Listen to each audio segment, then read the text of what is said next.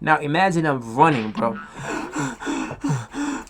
I'm running, bro. I'm trying to catch my breath and shit. These niggas after me, bro.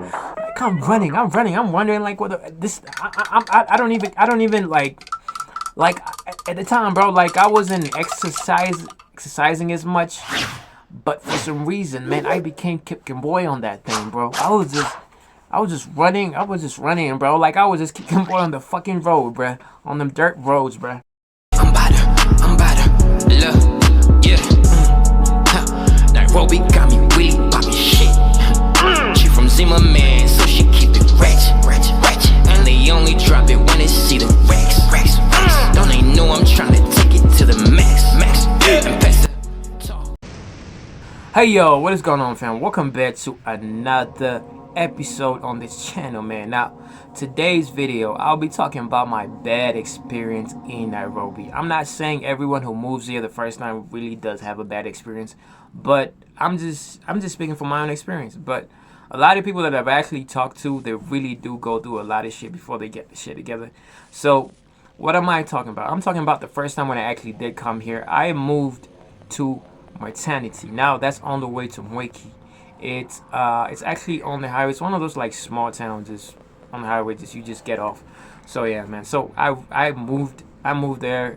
Like I told you guys, if for anyone who's actually seen my video, the one about my ex girlfriend was trying to get me into witchcraft, I really did talk about how I really liked, I was into music so much. The only thing that did matter to me at the time, bro, was this music. Oh my god! So when I moved there, I had started like a small studio, and I just wanted to make some money. Now, before I get into that, if you're new here, please consider subscribing to the channel and also turn on post notifications so you get notified every time when I drop you bangs like these. And also, man, as you can see, bro, I'm wearing my jacket, I'm wearing my sweater, bro, because it's really cold out here, bro. Now, for me to keep making bangs like these, I gotta stay, I gotta stay healthy. I gotta stay, I gotta stay lit. That's the reason why I got this sweater on like this, bro. So yeah, man. Yeah. So I just moved. I moved there, like innocently, thinking that everyone just moved to like a new city, with dreams, hopes, and ambitions, and all that. All that mantra shit.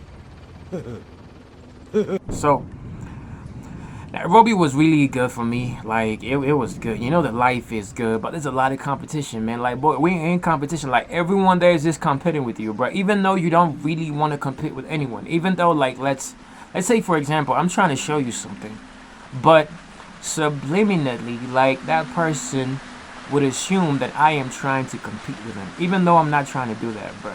So that was my take in Nairobi, and plus. Like there's a lot of people there, man. It's really jammed up. That's actually one of the reasons why I decided like I don't want to stay in Nairobi no more. I just want to come back here. At least here like there's a little bit more space, and life is not as it's not as fast like that. All that saying that they say like live fast and die young. I don't want to live like that, bro. Me, I want to do the opposite. I want to live long. I want to live long and drive slow. That's exactly what I want to do, bro. I don't want to die. 5 minutes later. That's crazy, bro. That's actually like a curse. Dying young. It's not a good thing. Anyway, man, but the life in Nairobi in general, like it's crazy, man. The parties, the girls, all that clothes. I went to like campus there, so pretty much everything that I experienced was in Nairobi. And it was crazy, bro. Like for me, it was crazy. If you want to hear more about this, please consider going back to my previous videos. I have really talked about this like a couple times, bro. So if you want to hear everything that if you want to hear everything into like deeper details and context, just go back to my videos, and I'm sure that you hear it. So yeah, man. So that's the reason why I moved out here, bro. So cause Nairobi was really, it was a little bit too much for me. Now, ever since I moved here, I feel better, bro. Like, can y'all see, man? Like, my face, my whole, persona, like, it's gotten better. I'm a little bit more happy. My energy is better. My spiritual side it's phenomenal, bro. So, me coming back here, it was a good thing, bro. So, I did move to Maternity. I had a small studio, man. I was just getting started. The moment I was just done with campus like this, I just wanted to like start music. Because I felt at some point when I was in campus, man, I really did feel like, like the shit that I was actually, my major, what I was majoring in. I felt like at some point, like I was just doing it just to impress, my mother and just be done with it. But music was the one thing that was always in my soul, bro. That was the only thing that I cared about. So forgive me when I say that. I just wanted to be done and just, start on my career path. For lack of a better word, I really wanted to do music. Like, there was nothing that you could tell me, bro. Like, music was the only thing. And I think that's the reason why I almost got my ass in some fucked up, messed up shit like the Freemason or the witchcraft and all that bad crappy stuff, bro. So if you want to hear more about that, please consider also going back to my previous videos, and maybe I will make like a future video talking about my experience in the Freemason. So back to the story, man. So it was crazy, bro. Like I had to move to maternity. Like I told you, bro, if you go back to my video about I don't remember the title, but I think it was Nairobi Demons. I was talking about how, like, in Nairobi, like, for someone who doesn't have a lot of money, you just gotta stay way, way back. No, actually, it wasn't Nairobi Demons. It was the story about the Nigerian dude that used to be my neighbor, that creepy dude, bro. That dude was actually creepy. Like, seriously, bro. Creepy shit. Yo, man, if you're watching this video, please, man, I don't wanna run into you, bro. Like, for real, bro. Man, you creepy as shit, bro. Now, I don't know whether you can still remember this face. Do you remember me, Smith, your neighbor? The one that you used to call Big Man? Big Man. 5 minutes later. If you go back to that video, I literally talked about, like, how if you're like a broke ass dude, like if you don't have a lot of money, you just gotta go way back. So the deeper you go back, the cheaper it becomes, for you as a person. It's not, Nairobi life is not really cheap. It's not cheap, bro. So if you're really staying in the highway like that, you gotta consider the fact that you be spending close to, like, for my assumption, I saw like maybe 50,000 in a month, and that is a job description for someone who's has a really high paying job. Now imagine, like me, I didn't have any money. I was just getting started, bro. So I did like any other, the one thing that any other person would do. I had to move way, way back, like way back away from the highway. And now this is a scary thing. The deeper you go, the more dangerous it becomes, unfortunately. So I moved to maternity. So I had a small studio. Like, I didn't really have a lot of things. If you're a producer, you actually know what I'm talking about. I had acoustic pads on the wall. I had some 2 speaker monitors. I think they were Behringer speakers. I had a mic, bro. I had a small setup. It was good to go. So I was making a few bucks here and there, but it wasn't enough, bro. It just wasn't enough. So at some point, I just had to get some support for my mom. And at some point, saying this, I really had to get a job. Now, this is embarrassing as shit, but I had to work in a car wash, bro. I worked in a car wash. I've never done that before. Now, there's one just closer, just on the stage, whether you're like maternity. There's a car wash. Now, there's this dude. I think he's Somali or something. I don't even know how we became friends. He gave me a job because I have this stupid accent. Now, in Nairobi, it's very funny. Now, this accent is the one thing that actually did lead me to telling my story. This is the one thing that actually got me in trouble. Now, if you're from Nairobi, a lot of people really do think everyone who has an accent really does have a lot of money. Like this. Like, it's really, like, I find it really ridiculous and stupid, man. Like, and I'm discombobulated, like, just hearing shit like this. Like, people saying, like, you have a lot of money because you have an accent. Like, an accent really doesn't, it doesn't really matter, bro. Like, so for real, a lot of people that I meet, they always do ask me where I got this accent from. Now, I'm not American, bro. I'm just Kenyan, bro. I have no fucking accent. I don't even know I don't know what everyone's talking about, bro. So, but I do put myself in a pedestal, knowing that I can actually speak fluent English. So I don't know about the accent, but just being able to, like, communicate with someone else like that. ¿Cómo estás? Working, man, a few people coming over. So now there's this one dude called Moose. Now, I thought this dude was actually a nice dude when he first came over to my studio, bro. Like, seriously, I thought he was a nice guy. The whole persona that he came with, kind, like loving, intelligent, like I want to know things. That's the story that he came with. Little did I know, this dude was actually planning some shit for me, bro. So I was a fool here, bro. Like I didn't really understand what was going on. I was just like into the whole, he had me. That's the best way I can put it. He had me. So the funny thing is, the same apartment where I used to stay, because I was staying on the ground floor. He was staying right above me on the 6th floor. So sometimes he used to come over. We just hang out. Man, I didn't feel bad because I invited this dude to my house. We did things together. Like we did go out. We connected. I feel like he was really my brother. Turns out he was just another asshole. I don't want to call him a dickhead, and also kind of a thief, bro, because he fixed me up in some really messed up shit, bro. That was some really messed up shit. Moose, wherever you watching this from, bro, just know, bro, like I low-key hate you, bro, for real. The Grim Reaper is coming for y'all. Anyway, man, so I invited him over. We had that connection to the point where like I actually do trust him. Now, coming to the place where he actually did try to fix me into messed up shit. This is what happened. The first time it happened, like I didn't really take it seriously. Cause now the first time when it happened, they had a collaboration with some other dude that was coming over, also pretending to be interested. Now this guy actually did drug my sister when my sister was right there sleeping. I don't know what the fuck I was at the time. I don't remember. But I think I had gone somewhere to see someone in resemble. So when I came back, I'm getting this story, bro. Like I'm getting all this game. Like this dude came over, pretending like he was looking for me. He drugged my sister, bro.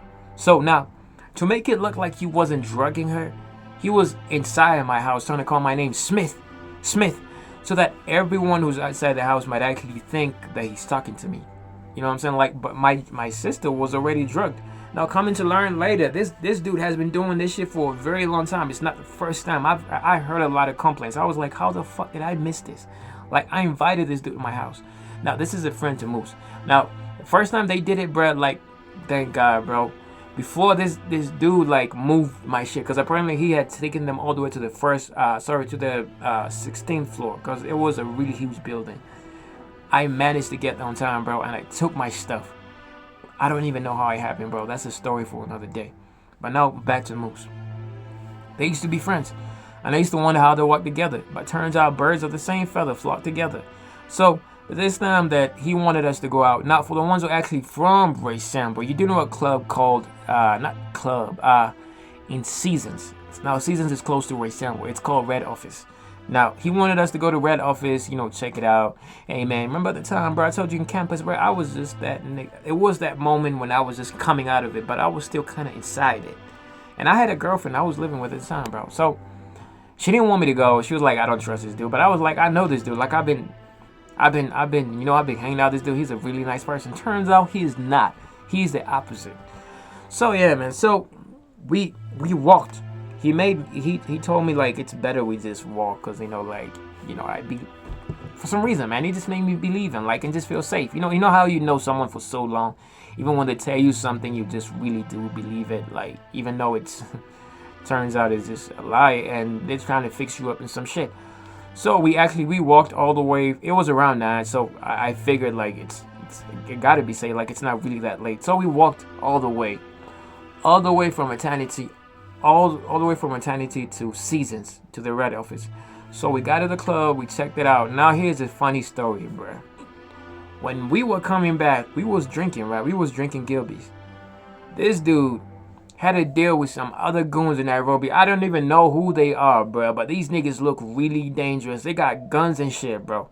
So now this is what happened. When we were coming back, now there's a corner right there. I don't know whether it's the chief's office or the DO's office. On the way from Seasons coming back to like Maternity. So by that corner, just right above just a little bit, I saw this guy who was on the motorcycle, right? This other guy was in the back. So there were two guys. This guy was holding it from the back. So the first time they passed, like the first time when they passed us, I didn't really pay too much. I didn't really give it like too much. I didn't put my mind on it. Like I thought like it was just no. And then there's the same guy passed again. The same two guys. They passed again right in front of us. So I was like, what the hell? All right, now the third time now, bro, I was like, this has got to be odd, bro, because now these niggas is fast. Now the fourth time when they came, bro, this guy just pulled out a gun. Actually, when they came, the bike just slided and this guy just came out of the bike. He pulled out a fucking Glock, bro, a gun. For those who don't know what a Glock is, like he pulled out a Glock, bro, and he just started like shooting, and he said like, strip. Now he was telling me Swahili. Obviously, he didn't say strip. He said like, everyone get your asses down, bro. I was scared the shit out of my mind. Now, how I knew, like, I didn't know. It started making sense right there, like, Moose was actually in on it.